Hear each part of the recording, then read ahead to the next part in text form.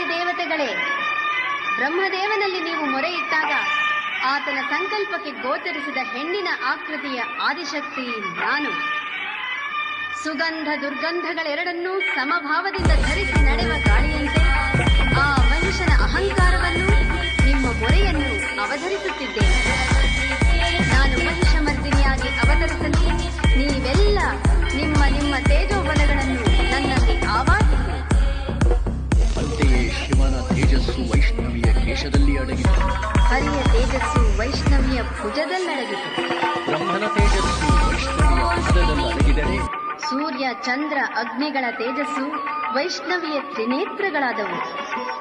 ಆ ನಂತರ ಪ್ರತಿಯೊಬ್ಬರೂ ವಿದ್ಯುಕ್ತವಾಗಿ ದೇವಿಗೆ ತಮ್ಮ ಶಸ್ತ್ರಾಸ್ತ್ರಗಳನ್ನು ಸಮರ್ಪಿಸಿದರು. ವೇದ ಘೋಷಗಳ ಹಿನ್ನೆಲೆಯಲ್ಲಿ ಮಂಗಳ ವಾದ್ಯಗಳು ಮೊಳಗುತ್ತಿರಲು, ಚಂಡೆ ಮದ್ದಲೆ ಡಕ್ಕೆ ಡಮರುಗಳು ಮೊರೆಯುತ್ತಿರಲು, ದೇವಿ ತನ್ನ 20 ಹಸ್ತಗಳಲ್ಲಿ ಧನುಸ್ಸು, ಖಡ್ಗ, ಶೂಲ, ಬಾಣ, ಅಂಕುಶ, ಗದಾ, ಮುಸಲ, ಚಕ್ರ, ಬಿಂಡಿಪಾಲ, ಖೇಟಕ, ಶಾರ್ಂಗ, ದಂಡ, ಪಾಶ, ಧ್ವಜ, ಪದ್ಮ, ತೋಮರ, ಪರಶು, ಶಂಖ, ಕುಂತಾಯುಧ, ತ್ರಿಶೂಲಗಳನ್ನು ಹಿಡಿದು ಸಿಂಹರೂಢಳಾಗಿ ಚಾಮುಂಡೇಶ್ವರಿಯಾಗಿ ಅವತರಿಸಿದಳು. ಆ ವೇಳೆಗೆ ಅಲ್ಲಿಗೆ ಕೋಪೋದ್ದೀಪಿತನಾದ ಮಹಿಷಾಸುರ ತನ್ನ ಸಮಸ್ತ ಸೈನ್ಯದೊಂದಿಗೆ ಧಾವಿಸಿ ಬಂದ. ಮಹಿಷನ ಸೈನ್ಯವನ್ನು ವೈಷ್ಣವಿ ಕುಮಾರಿಯರೇ ಅನಾಯಾಸವಾಗಿ ತಡೆದು ಬಿಟ್ಟರು.